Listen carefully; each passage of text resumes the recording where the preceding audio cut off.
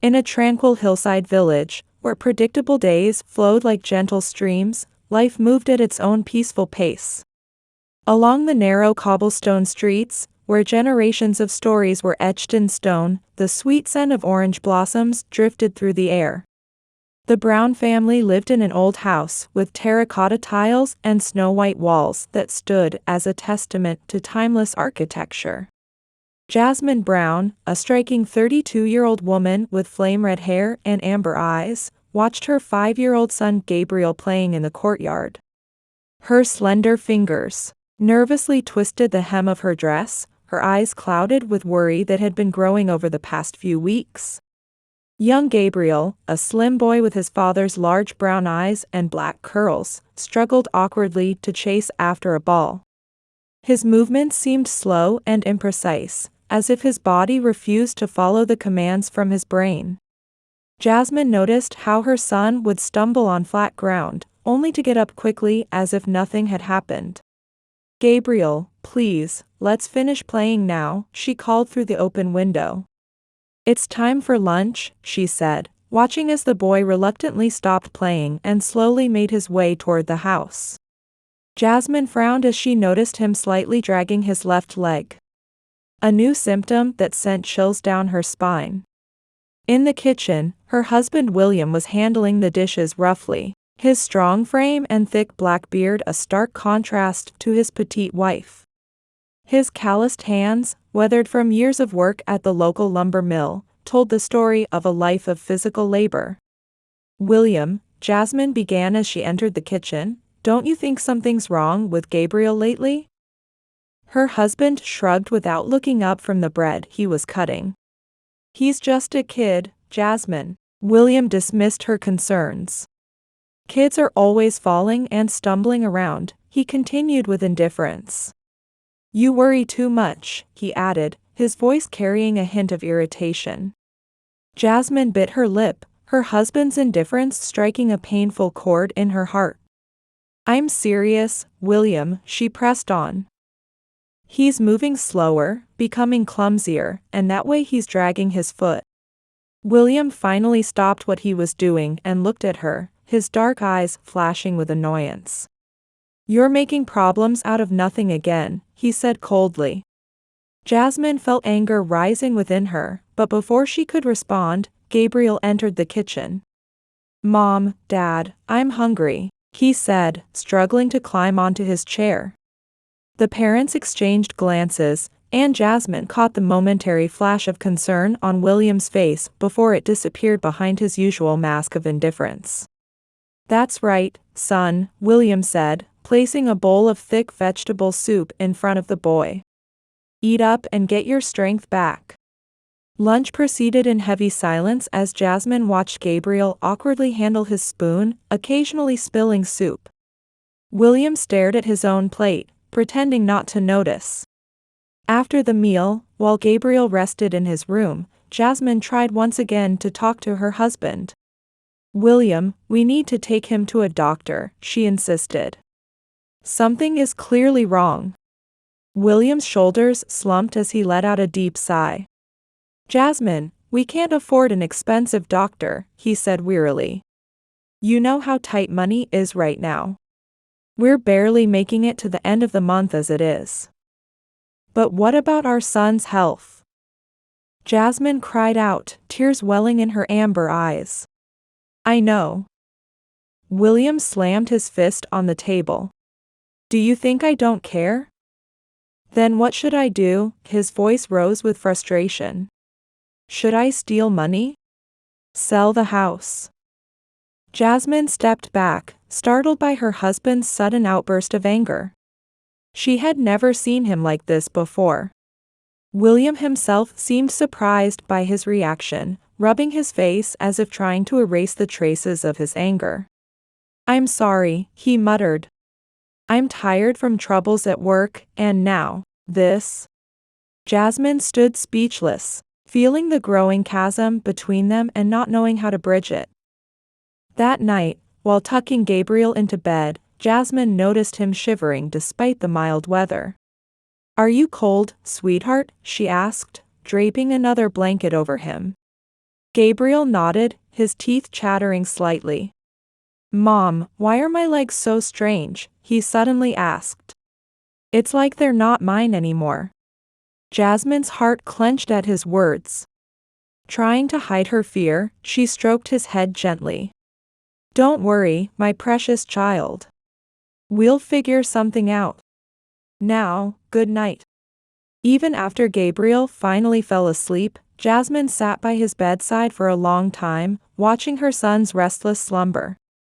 She had an intuition that their lives were about to face a major change, and that thought filled her with dread. When she returned to the bedroom, William was already asleep, facing the wall.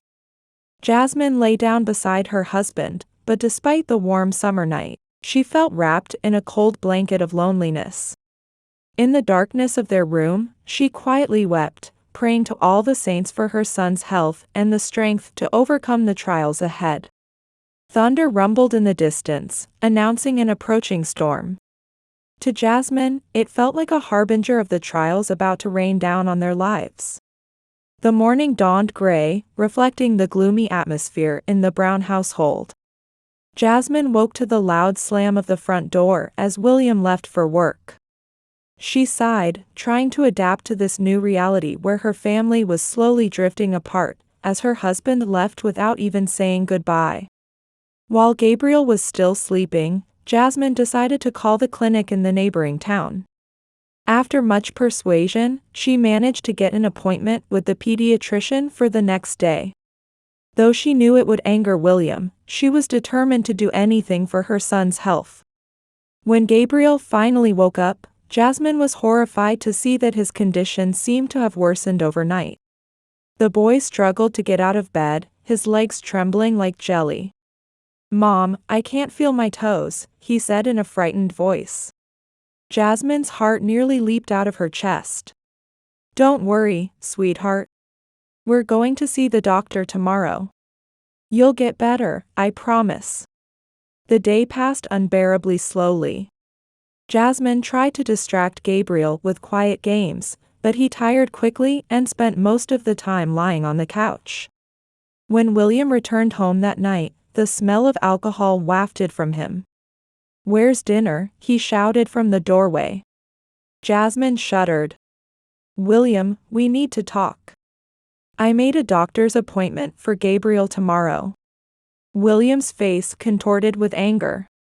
"Are you deaf? I told you we can't afford a doctor." "But he's getting worse," Jasmine pleaded. "He says he can't feel his feet anymore." "What do you want me to do? Sell a kidney?" William grabbed an empty bottle from the table and hurled it violently against the wall. Glass shards scattered across the kitchen floor. Hearing the commotion, Gabriel tried to get up from the couch but collapsed onto the floor.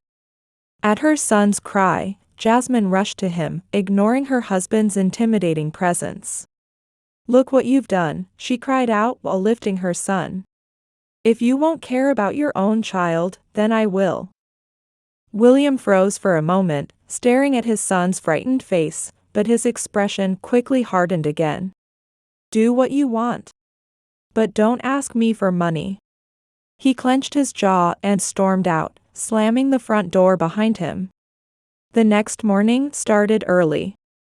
After a sleepless night, Jasmine took Gabriel in a taxi to the neighboring town. William hadn't returned home. Dr. Benjamin Jones examined them. He was a tall man in his mid-40s with kind eyes and graying temples. The doctor listened carefully to Jasmine's description of Gabriel's symptoms and examined the boy. "Mrs. Brown," the doctor finally said, "we need to run more tests. Your son's symptoms may indicate a serious neurological condition." Jasmine felt the ground crumbling beneath her feet. "How serious is it, doctor?" Dr. Jones sighed. "While it's too early to say for certain, we can't rule out a rare genetic disorder. We'll need genetic testing and an MRI. But that must be very expensive." Jasmine struggled to hold back tears. "Unfortunately, yes, it is. However, there are support programs for families facing financial hardship. Let me help you with the application process. When they returned home, William was already there. He met them with an angry glare. "So you found a way to spend money," he said sarcastically. Jasmine ignored her husband's attitude and explained the doctor's recommendations. William's expression darkened with each word. "An MRI? That costs a year's salary. We're talking about our child's life, William." Jasmine shouted. "Don't you understand?" "All I understand is that your delusions are going to ruin us." William slammed his fist on the table. "There's nothing wrong with him. You're just coddling him." At that moment, they heard a loud noise from Gabriel's room. When they rushed to the room, they found their son collapsed on the floor, having a seizure. "Call an ambulance." Jasmine cried out, dropping to her knees beside her son. William stood frozen in the doorway, his face ashen. For the first time in ages, fear flickered in his eyes. The diagnosis was confirmed at the hospital. Gabriel had a rare genetic disorder affecting his nervous system. Without expensive treatment, the disease would progress, a grim prognosis. William entered the hospital room where Jasmine sat beside their sleeping son's bed. He looked like he had aged 10 years. "I'll take out a loan," he said, his voice hoarse. "We'll find a way to pay for the treatment." Jasmine stared at her husband, speechless. She knew this was just the beginning of their battle, with even harder trials ahead. But in this moment, she was grateful for this small victory over William's selfishness. Outside the hospital window, rain began to fall, washing the dust from the streets. Jasmine wondered if this storm might cleanse not just the air, but their lives too, offering a chance for a new beginning. Yet deep in her heart, she knew the road to healing, for Gabriel and their family, would be long and difficult. A month had passed since Gabriel's devastating diagnosis. The Browns' life had become an endless cycle of hospital corridors, medical procedures, and sleepless nights. Jasmine had essentially moved into the hospital, spending day and night by her son's bedside. William, true to his word, had taken out loans for Gabriel's treatment. However, the financial burden proved heavier than expected, forcing him to take a second job to keep up with the mounting debt. One night, when Jasmine returned home to shower and change, she found William at the kitchen table, surrounded by bills and receipts. "How's Gabriel?" he asked without looking up. "No change," Jasmine replied wearily. "The doctors say it will take time for the treatment to show results." William snorted. "Time and money. Lots of money." Jasmine felt anger rising within her. "Is that what you regret? Treating your son? Can you think of nothing but yourself?" William suddenly jumped to his feet. "We're drowning in debt. I'm working like a dog. And what good is it doing? These damn doctors are bleeding us dry with nothing to show for it." "How dare you?" Jasmine shouted. "We're talking about Gabriel's life. And this is our life now." William gestured around the kitchen. "Living on unemployment, barely making it to the end of the month. You're at the hospital all day, and I can't even remember the last time I had a decent night's sleep." Jasmine stared at this stranger who had once been her husband. Where had the loving father she once knew gone?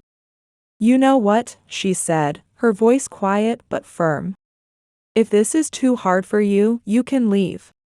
I can manage on my own." William stood frozen at her words.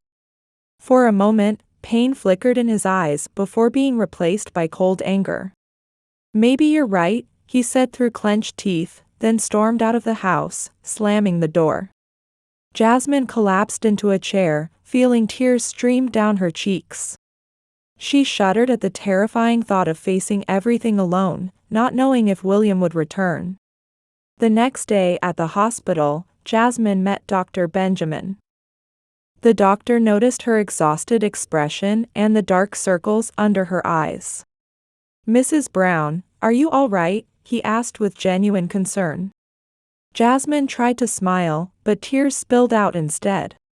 Dr. Benjamin gently led her to his office, where she finally found the strength to talk. "I don't know what to do anymore," she admitted. "My husband's falling apart, we're running out of money, and Gabriel isn't getting better." Dr. Benjamin listened carefully. "Mrs. Brown, you're not alone in this fight. There are support groups for parents with children facing similar illnesses. I can give you their contact information. Financially, we could discuss the possibility of participating in a clinical trial for a new medication. This might significantly reduce the treatment costs." Dr. Benjamin's words gave Jasmine a glimmer of hope. For the first time in a while, she felt she wasn't facing the world alone. That night, when she returned home, William wasn't there. A note lay on the kitchen table. "Gone to the city for work. Back in a week." Jasmine crumpled the note and threw it in the trash. She didn't know whether to feel relieved at this temporary respite or dread what awaited when William returned. The days dragged on as Jasmine struggled to maintain what was left of their family life, commuting between the hospital and home. She started attending support group meetings, where she met other parents in similar situations. Their stories and advice became her anchor. A week later, William returned, but something had changed. He was more withdrawn, more nervous, and often smelled of alcohol. Jasmine was shocked to discover he had started drinking. "William, we need to talk," she said one night when he came home from work. "About what?" he muttered, heading to the refrigerator for a beer. "About us, about Gabriel, about what's happening to our family." William turned to her with alcohol-glazed eyes. "What's happening?" "Everything's fine, isn't it? Our son's in the hospital, you're there with him, and I'm working like a demon to pay for everything." "Enough!" Jasmine shouted. "Do you think this is easy for me? I watch our son fight for his life every day. And you've just given up." William hurled the bottle against the wall. Glass shattered across the kitchen. "I've given up. I'm working myself to death for this cursed treatment. Money isn't everything, William. Gabriel needs a father, not an ATM." Their shouts echoed through the house. The neighbors in their quiet village listened anxiously to the commotion from the Brown household. In the middle of their argument, the phone rang. Jasmine picked up the receiver and turned pale at the nurse's voice. "Mrs. Brown, please come to the hospital immediately. Gabriel's condition has deteriorated." Jasmine's world spun as she stared at William with desperate eyes and rushed out of the house, leaving her husband standing in the kitchen amidst the wreckage of their shattered lives. The hospital corridors seemed endless as Jasmine ran, her heart pounding in her chest. When she reached Gabriel's room, she witnessed a flurry of activity around her son's bed. Dr. Benjamin, usually composed, was giving urgent instructions to the nurses with tension etched across his face. "What's happening?" Jasmine gasped, clutching the doorframe. Dr. Benjamin turned to her. "Mrs. Brown, Gabriel has had a seizure. We've stabilized him, but what?" Jasmine's eyes widened in terror. "The disease is progressing faster than we anticipated. We need to adjust his treatment." Jasmine collapsed into a chair, staring at her son's pale face surrounded by tubes and wires, unable to believe this was the same cheerful boy who had been chasing balls in the backyard just days ago. Dr. Benjamin sat beside her. At 45, he was already considered one of the best pediatricians in the region, but now, looking into this exhausted woman's eyes, he felt powerless. "Jasmine," he said softly, using her first name for the first time. I know how difficult this is. But now more than ever. She looked at him with tears of desperation in her eyes. I don't know if I have any strength left, doctor. I'm so tired. Benjamin gently took her hand. You're stronger than you think. And you're not alone. At that moment, William burst into the room, his eyes bloodshot and reeking of alcohol. Where's my son? He growled. Jasmine jumped to her feet. William, please be quiet. Gabriel is just. He pushed her aside and approached his son's bed. What's wrong with him? Why isn't he waking up? Dr. Benjamin stepped between William and the bed. Mr. Brown, please calm down. Your son needs rest. William clenched his fists. It's you. This is all your fault. Taking our money and showing nothing for it. William, stop. Jasmine cried, trying to pull him away. But he was too strong and too drunk. In one swift motion, William shoved Jasmine, causing her to hit her head against the wall as she fell. Dr. Benjamin rushed to her side as security guards, alerted by the commotion, entered the room and escorted the still shouting William out. Jasmine sat on the floor, holding her bruised head and sobbing, not from the pain but from the realization that the man she once loved had become a monster. Dr. Benjamin helped her up and examined the bruise. We need to put ice on this, he said gently. Let's go to my office. In the quiet of his office, Jasmine finally spoke about the endless arguments with William, his alcohol dependency, and his growing distance from the family. Benjamin listened without interruption. Before him wasn't just a patient, but a woman carrying a heavy burden. And for the first time in his long medical career, he felt his professional boundaries beginning to blur. Jasmine, he said when she finished speaking. You don't have to face this alone. There are organizations that can help. And I'm here whenever you need support. She looked at him with grateful eyes, seeing in his warm brown gaze the care and tenderness she had long missed from her husband. At that moment, a knock came at the office door.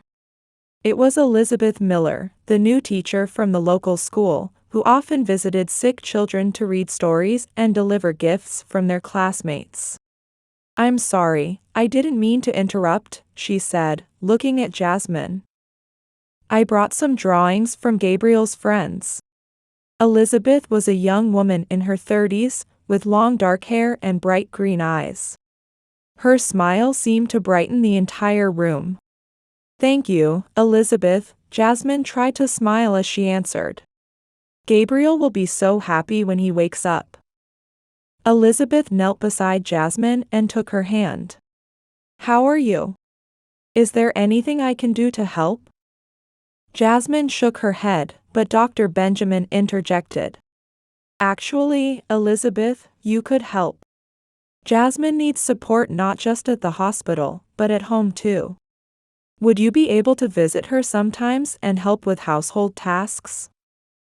Elizabeth's eyes lit up. Of course, I'd be more than happy to help. Jasmine tried to protest but realized she had no strength left to refuse assistance. She nodded as grateful tears filled her eyes. After Elizabeth left, Dr. Benjamin turned back to Jasmine. I know this isn't the best time, but there's something else we need to discuss. Jasmine tensed. Is it about Gabriel? No, actually, do you remember when we talked about the clinical trial of the new medication? Gabriel would be a perfect candidate. This could be our chance. Jasmine felt a flicker of hope reignite in her heart. Really? But isn't it dangerous? Dr. Benjamin sighed. There are always risks. But the potential benefits are immeasurable. Think about it. Jasmine nodded, feeling fear and hope battle within her soul. She knew more difficult decisions and trials lay ahead. But here in this office, beside a man who truly cared about her and Gabriel, she felt, for the first time in a long while, that she wasn't alone. That evening, leaving the hospital, Jasmine spotted William sitting on a bench near the entrance, looking lost and pitiful. "Jasmine," he mumbled, turning bloodshot eyes toward her. "I'm sorry, I don't know what happened." Jasmine looked at the man she once loved and felt nothing but exhaustion and disappointment. "Go home," she said quietly. "Sleep it off. We'll talk seriously tomorrow." She turned away and headed for the taxi stand, leaving William sitting alone. Her thoughts circled around the clinical trial, Elizabeth's kindness, and Dr. Benjamin's warm gaze. Though Jasmine didn't know what awaited her, for the first time in a long while, she felt the strength to face whatever future held. Days in the hospital crept by slowly, like thick honey dripping from a spoon. Jasmine shuttled between the hospital and home, struggling to maintain what remained of what was once a happy family. William seemed to be trying to change. He stopped drinking and spent more time with Gabriel at the hospital. But to Jasmine, it felt like a facade hiding the deep cracks in their relationship. One night, returning from the hospital, Jasmine found William and Elizabeth talking intimately in the kitchen. They were speaking in hushed tones, and Jasmine noticed how close they sat together. "Oh, Jasmine." Elizabeth jumped to her feet. "I just dropped off some groceries and wanted to check if you were okay." William nodded without meeting his wife's eyes. "Elizabeth has been very kind. She comes by often to help with the house." Jasmine felt an icy chill spread through her chest. "Thank you, Elizabeth. You're very thoughtful."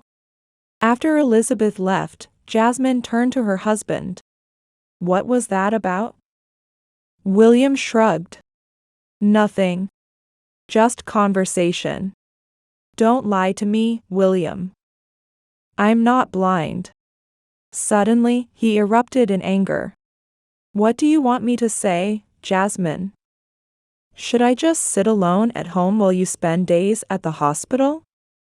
I'm taking care of our sick son." "Well, who's taking care of me?"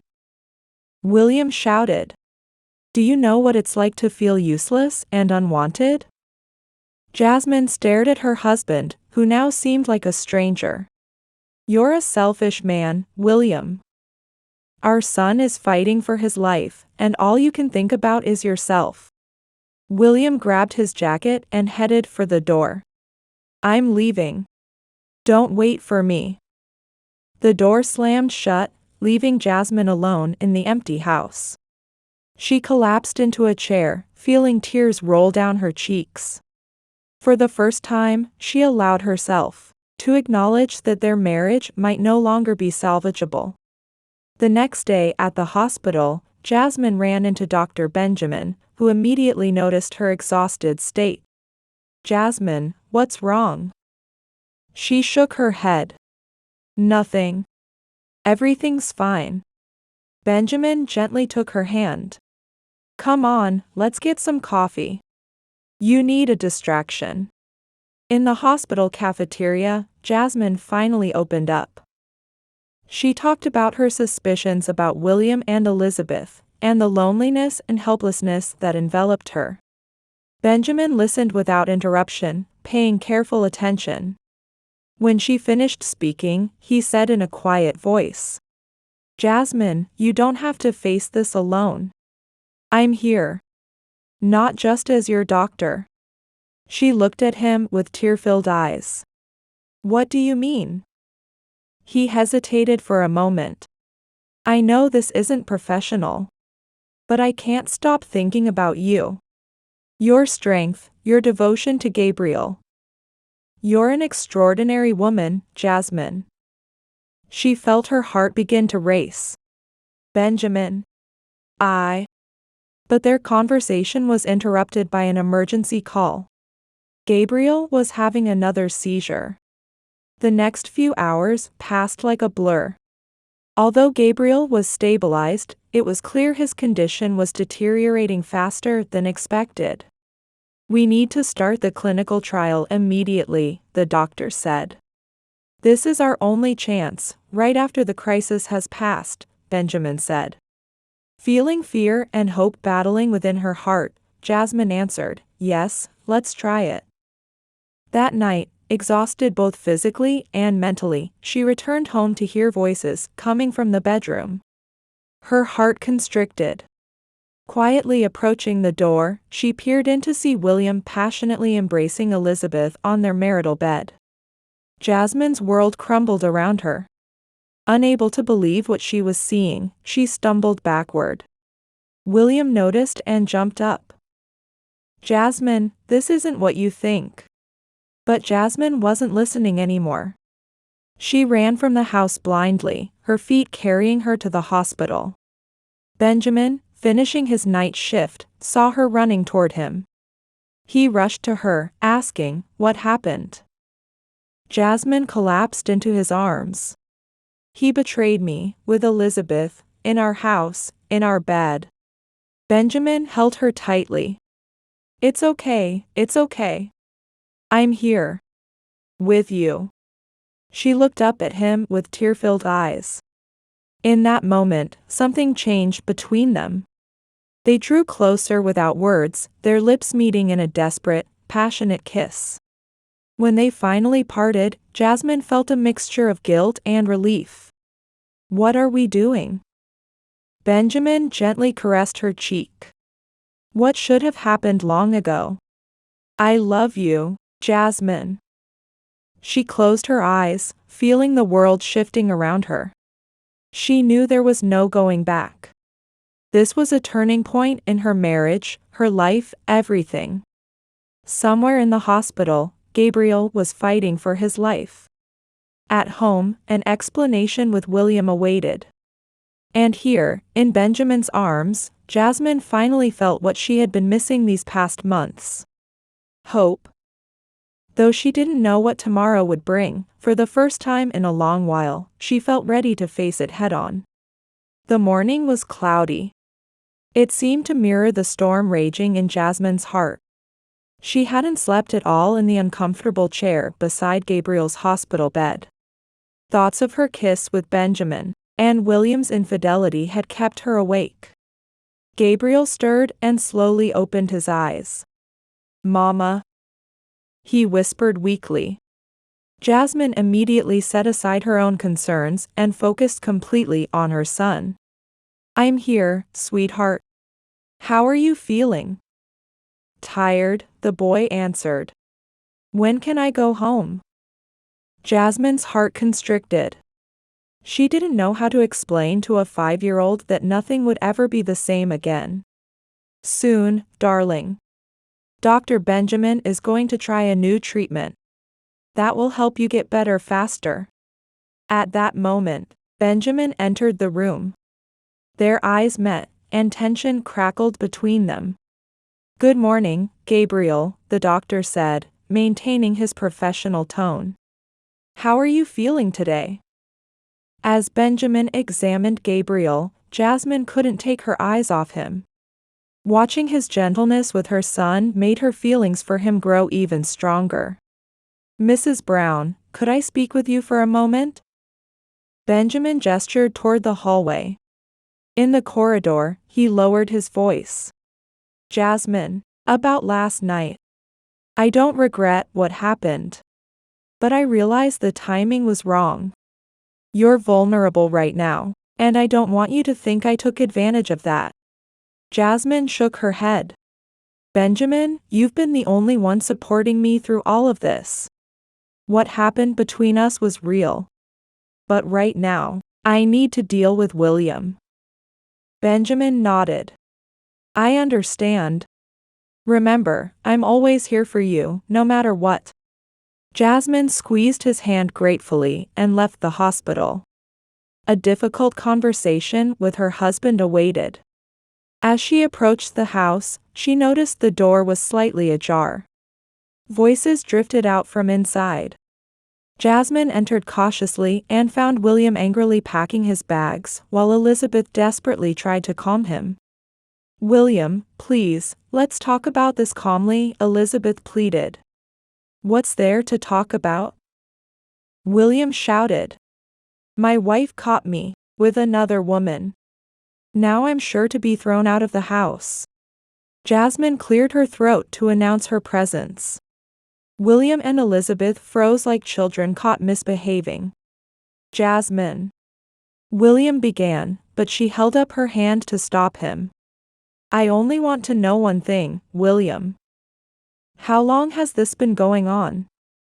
William lowered his eyes. "A few months." Jasmine felt anger rising from within. "A few months? While our son was fighting for his life in the hospital, you were enjoying yourself with another woman? What was I supposed to do?" William suddenly exploded. "You were at the hospital all day, you never even thought about me. Don't you dare blame me." Jasmine cried out, her voice trembling with emotion. "I was taking care of our sick son while you were drowning yourself in alcohol and self-pity." Elizabeth tried to intervene, stepping between them. "Please, let's all calm down." "And you don't say a word." Jasmine whirled to face her, anger flashing in her amber eyes.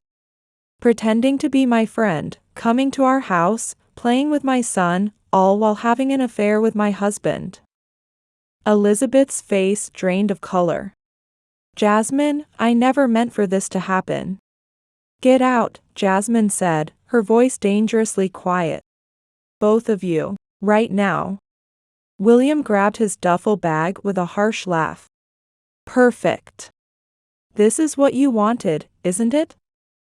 Forget about any help with Gabriel's medical bills. That's your problem now." Jasmine couldn't believe her ears. "You're abandoning your own son?" "Why?" William sneered. "You're doing just fine, aren't you? Especially with that doctor helping you. What was his name again?" Jasmine felt her body go rigid. "What are you talking about?" "Don't play dumb, Jasmine. You think I haven't noticed the way you look at Benjamin?" "You have no right," Jasmine began, but William cut her off. "You know what? I don't care anymore. Enjoy your new life, Jasmine. I'm starting mine without a sick kid and a martyred wife." With those cruel words, William stormed out, dragging a bewildered Elizabeth with him. Jasmine was left alone in the empty house, slowly sinking to the hardwood floor. She felt tears streaming down her cheeks as everything she had built and believed in for years crumbled in an instant. Yet deep inside, she felt an unexpected sense of liberation. As if a great weight had been lifted from her shoulders. She would no longer be bound to a man who had caused her so much pain. Jasmine stood up, wiped her tears, and began packing Gabriel's things. She needed to return to the hospital where her son waited. It was just the two of them now. But she was ready to fight any battle, pay any price, to save her son's life. As she left the house, Jasmine took one last look at the place where she had spent so many years. She knew she would never return here. An uncertain future lay ahead, but there was also hope for a new beginning. The days after William's departure became an endless nightmare for Jasmine. She practically lived at the hospital, returning only to shower and change clothes at the small apartment she had rented nearby. Gabriel seemed to sense his mother's tension, becoming more withdrawn, his smiles growing rare. One afternoon, as Jasmine was reading him a story, he suddenly asked, "Mom, why doesn't Dad come anymore?" Jasmine felt her throat tighten. Setting aside the book, she took her son's small hand in hers. "Sweetheart, Dad needs to be away for a while. But don't worry, I'll always be here with you." Gabriel frowned, his brown eyes filling with worry. "Is it because I'm sick? Did Dad leave because of me?" No, absolutely not. Jasmine pulled her son into a tight embrace, feeling tears well up in her eyes. This is not your fault, not at all. Your father has his own problems to deal with, she explained softly. The boy nodded, but Jasmine could see he wasn't entirely convinced. She kissed his forehead and continued reading the story, trying to hide the tremor in her voice. Jasmine's financial situation grew more dire with each passing day. Medical bills piled up while her savings dwindled rapidly. She tried to find work that would allow her to care for Gabriel, but in this small town, that seemed almost impossible. One morning at the hospital, she spotted Benjamin in what appeared to be a serious discussion with the chief of staff. When they noticed her presence, both men fell silent, making Jasmine's heart sink with worry. Is something wrong? She asked, approaching them. Benjamin sighed heavily. Jasmine, we need to talk privately. In his office, Benjamin closed the door and turned to face her. I don't know how to say this. Gabriel's medical bills are 1 month overdue. The hospital can't continue treatment without payment. Jasmine felt as if the floor was crumbling beneath her feet. But I thought the insurance was covering it. The insurance covered part of it while William was employed, but now. Benjamin's voice trailed off into silence. Jasmine collapsed into a chair, feeling panic rise in her chest. What am I going to do, Benjamin? I can't lose Gabriel. He's all I have left. Benjamin knelt beside her, taking her hands in his. We'll figure something out. I can talk to administration about a payment plan. There's also the possibility of a clinical trial. That might cover some of the costs. Though grateful for his support, Jasmine realized she couldn't depend entirely on Benjamin. She needed to find her own way to handle this. Leaving the hospital, she headed downtown, going from store to cafe, searching for work, only to be turned away everywhere. We can't accommodate such irregular hours, they all said. As twilight fell, an exhausted and discouraged Jasmine sat on a park bench. The sound of children playing nearby reminded her of when Gabriel was healthy and carefree, bringing tears to her cheeks. Jasmine, is that you? A familiar voice suddenly called out. Looking up, she saw Elizabeth, her husband's former lover, standing there with an expression of guilt and confusion. What do you want? Jasmine asked, her voice weary. Elizabeth knelt beside her. I wanted to apologize. What William and I did was unforgivable. Jasmine gave a bitter smile. It doesn't matter anymore. We've both been abandoned, haven't we? Elizabeth nodded. I heard you're looking for work. I know someone who owns a small shop. They might hire you part-time. Jasmine started to refuse, her pride rebelling against accepting help from the woman who had helped destroy her family. But the thought of Gabriel's needed treatment made her swallow her pride. Thank you, she said quietly. I appreciate any help. Elizabeth wrote down the shop's address and her friend's phone number. Before leaving, she looked at Jasmine one last time. I know you'll never forgive me, but I truly hope you and Gabriel will be okay. As Jasmine watched Elizabeth walk away, she felt a mixture of bitterness and relief. Many challenges still lay ahead, but now there was a small glimmer of hope. When she returned to the hospital, Gabriel was sleeping peacefully. Jasmine quietly knelt beside her son's bed, gazing at his pale face. We'll get through this, sweetheart, she whispered. Mommy will make sure you get better. In the hallway, she met Benjamin, who looked tired but smiled when he saw her. How are you holding up? He asked. Jasmine shrugged. Taking it one day at a time. Benjamin. I want to thank you for everything you're doing for us. He gently took her hand. Jasmine, you're not alone in this fight. I'm here to support you, always. She squeezed his hand back gratefully, feeling his warmth chase away some of the loneliness that had surrounded her these past weeks. Though the road ahead was long, Jasmine knew she now had the strength to keep fighting for herself and Gabriel. A month had passed since William abandoned his family. Thanks to Elizabeth's help, Jasmine had found work at a small clothing boutique. The flexible hours allowed her to spend time with Gabriel at the hospital, though money was still tight. One morning, she arrived at the hospital to find Benjamin looking particularly excited. "Jasmine, I have good news," he said with a smile. "Remember when we discussed the clinical trial? Gabriel has been approved as a candidate." Jasmine felt her heart race. "Really? That's wonderful. But what does this mean for us?" Benjamin explained. "First, all treatment costs related to the trial will be covered. And this drug has shown very promising results in earlier trials.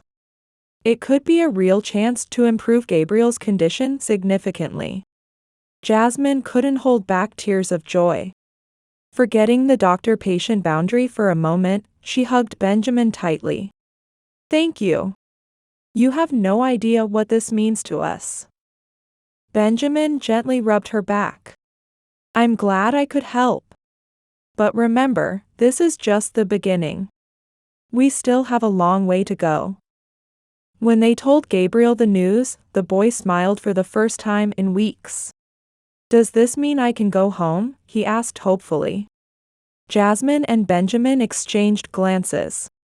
"Not right away, sweetheart," Jasmine said softly. "But we'll work toward that goal." The following weeks were filled with new procedures and tests. Gabriel bravely endured all the examinations and injections, making Jasmine proud of her son's courage. One night, as she sat beside her sleeping son's bed, Benjamin quietly entered the room. "How is he doing?" the doctor asked, sitting next to her. "He seems to be improving," Jasmine answered. Today he asked to read his favorite comic books. "It's been a while since he's done that." Benjamin smiled. "That's a good sign." "Jasmine, there's something I need to tell you." She turned to face him, feeling her heart beat faster. "What is it?" "I know this isn't the right time," he began, nervously fidgeting with his white coat sleeve. "But I can't stay silent any longer.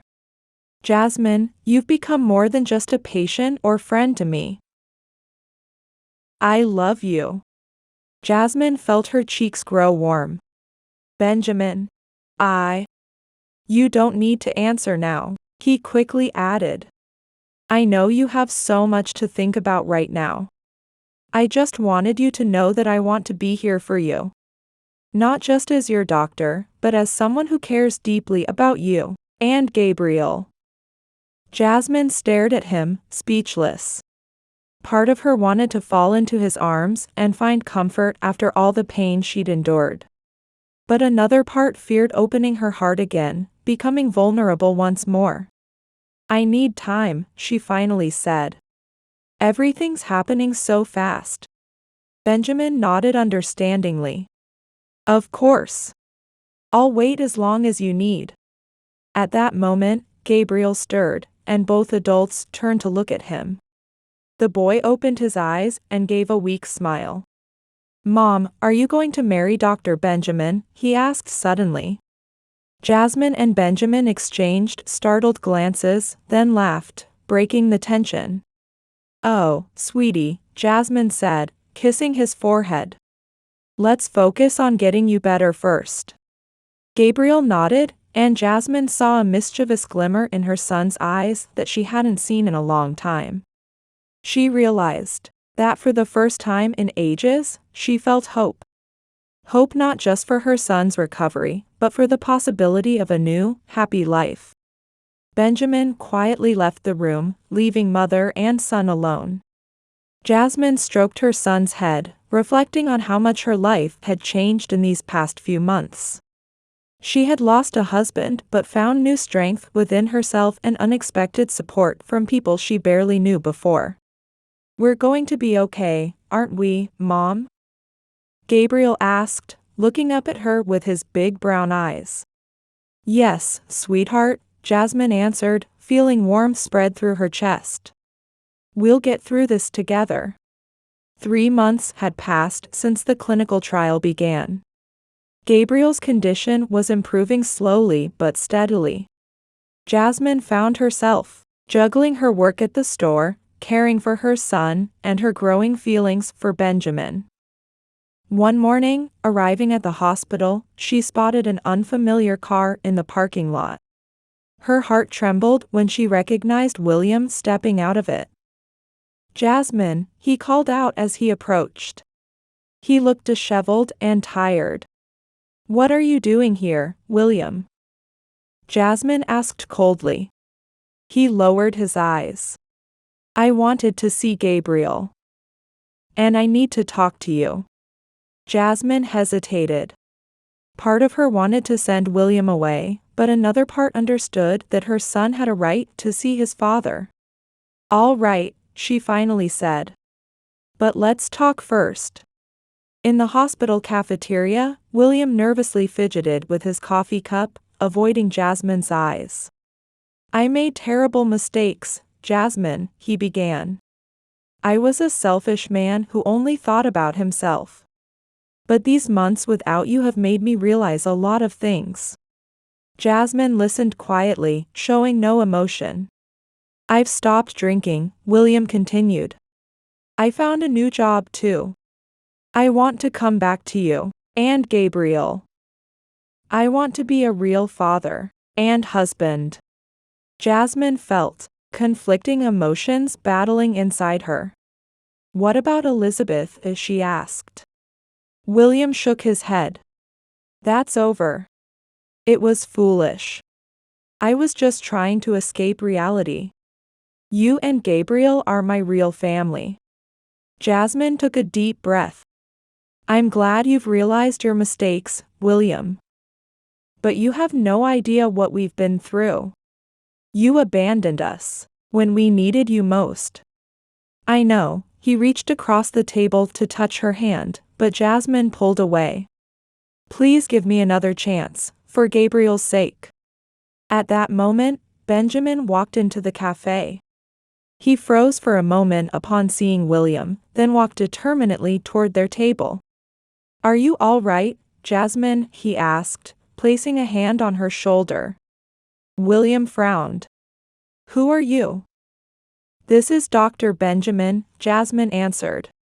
He's been treating Gabriel and helping us since you left. William's gaze shifted from Benjamin to Jasmine, his face twisting with sudden understanding. I see, he muttered. You didn't waste any time, did you? Jasmine jumped to her feet, feeling anger surge through her. How dare you say that? You abandoned us when we needed you most, and now you dare to judge me? Benjamin stepped between them. Both of you need to calm down.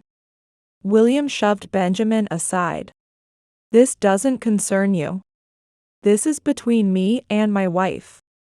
Ex-wife, Jasmine said firmly. I'm filing for divorce. And sole custody of Gabriel. William's face turned red with anger. You can't do that. He's my son. The son you abandoned when he was dying, Jasmine shot back. Leave. You're not seeing Gabriel until I talk to my lawyer.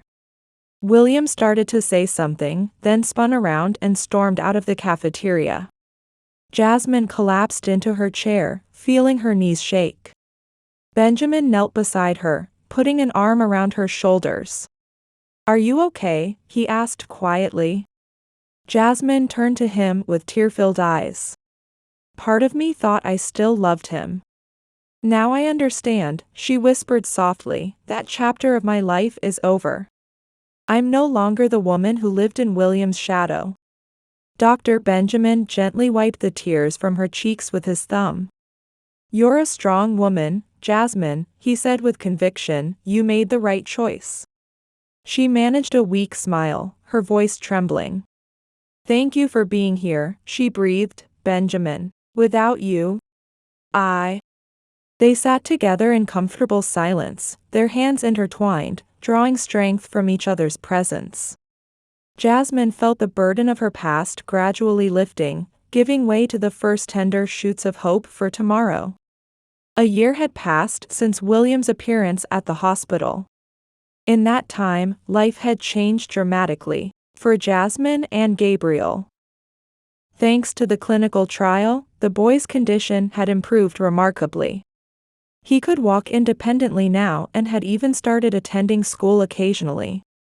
The bond between Jasmine and Benjamin grew deeper with each passing day. Their relationship blossomed slowly but surely, like a flower reaching toward the sun. Benjamin remained patient, understanding that Jasmine needed time to fully open her heart again. One evening, after Gabriel had fallen asleep, Benjamin invited Jasmine for a walk. They strolled hand in hand down the quiet street.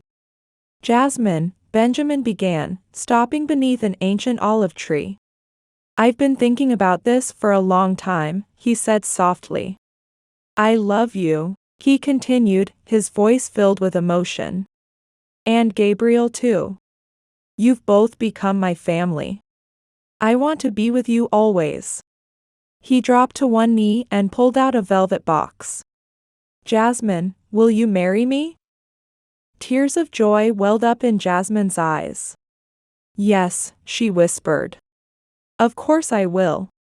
They embraced, the world around them fading away into a perfect moment. Suddenly, their happiness was shattered by the piercing wail of an ambulance siren. "That's strange," Benjamin frowned. "It's heading toward the hospital." Just then, his phone rang. Benjamin's face turned pale as he listened. "I'll be right there," he said, ending the call. "What is it?" Jasmine asked, fear clutching at her heart. "It's Gabriel," Benjamin answered gravely. "He's had a relapse. We need to get to the hospital immediately." They ran, leaving everything else behind. The hospital was in chaos. Nurses rushed through the corridors while doctors shouted orders.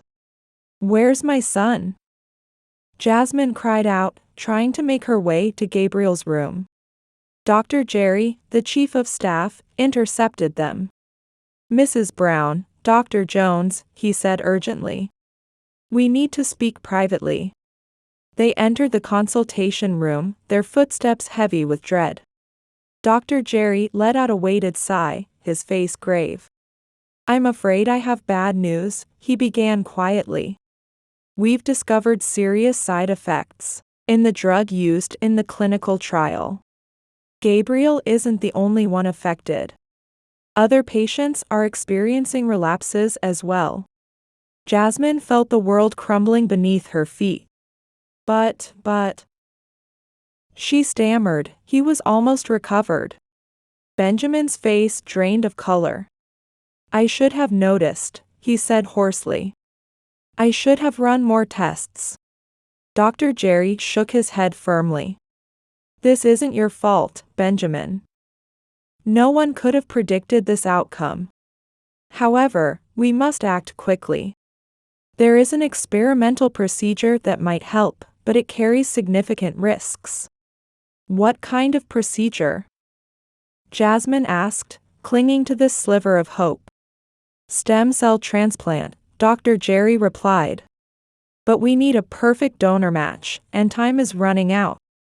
Benjamin and Jasmine exchanged worried glances. "I'll be the donor," Jasmine said without hesitation.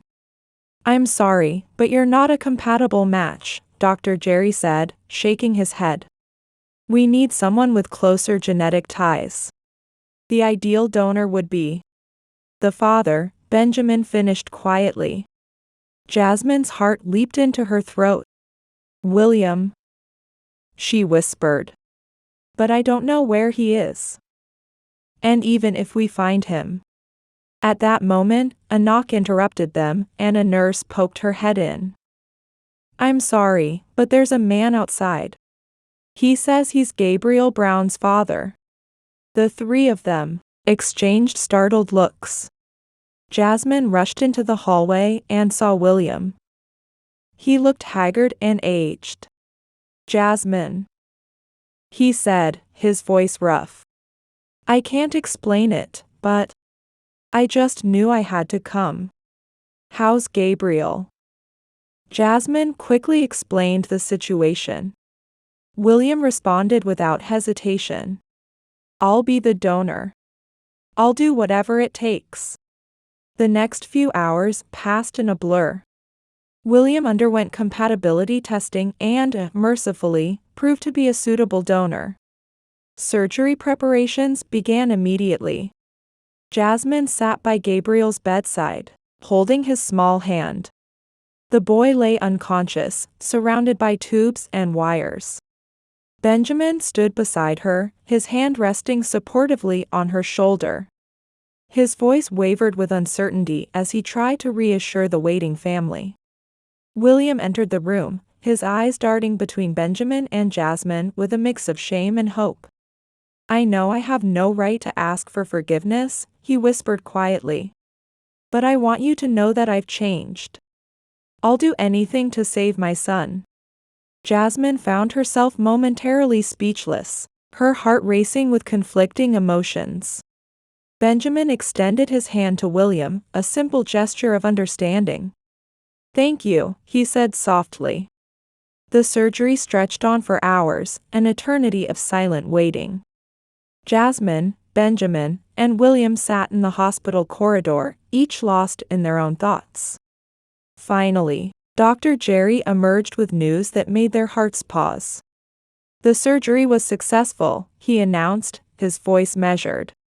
"Now it's up to Gabriel. The next 48 hours will be critical." Torturous days passed, marked by hope and fear. Jasmine never left her son's side, a sentinel of maternal love and determination.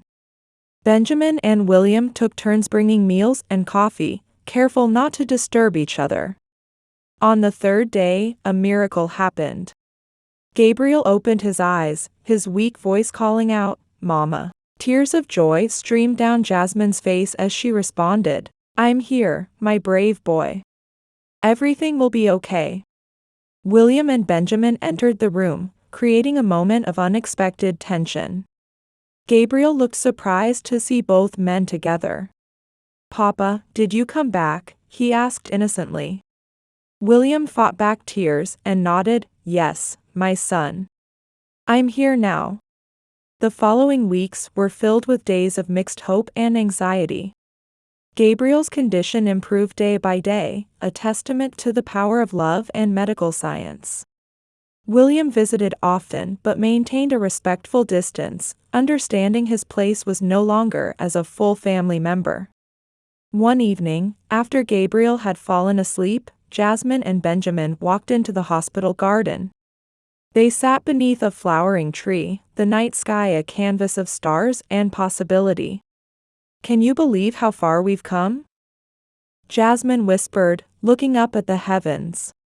Benjamin held her hand, a promise of love and commitment. "This is no dream, Jasmine," he said softly. "My offer still stands, if you still want it." Her answer was a kiss that spoke volumes, a moment of hope rising from the ashes of past pain. In that instant, Jasmine realized life had given her a second chance at happiness.